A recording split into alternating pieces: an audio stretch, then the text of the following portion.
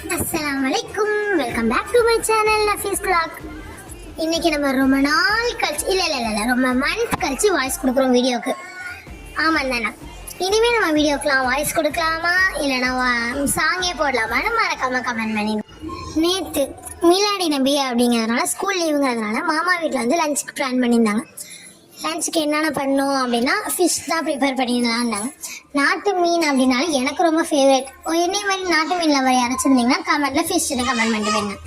நாட்டு மீன் அப்படின்னு சொன்னோன்னே மார்னிங் பிரேக்ஃபாஸ்ட்டில் 2 சம்சாவோட ஃபினிஷ் பண்ணிச்சேன்னா மதியம் பார்த்தா ஒரு வெளுத்து கட்டலாம் அப்படின்னு சொல்லி அதே மாதிரி மதியம் அம்மா வந்து தாளிச்ச சோறாக்கி மீன் குழம்பு வச்சு மீனில் வந்து ஃப்ரை பண்ணியிருந்தாங்க. அப்புறம் மீனில் சம்மா பண்ணியிருந்தாங்க.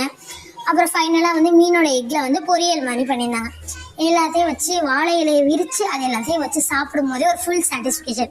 என்னை மாதிரி அரைச்சிருக்கீங்களா? இந்த மாதிரி நமக்கு ஒரு வாழை இலையை கொடுத்து அதில் சாப்பிடுங்க அப்படின்னாலே நமக்கு ஒரு சாட்டிஸ்ஃபேக்ஷன். எல்லாமே சாப்பிட்லாம் முடிச்சுட்டு பீச்சுக்கு போகலான்னு தான் பிளான் பண்ணி பீச்சுக்குமே கிளம்பிட்டோம். நாங்கள் போகணும்னு நினச்சிருந்த என்னவோ நாகூர் பீச்சு, ஆனால் நாங்கள் போனது காரைக்கால் பீச்சு.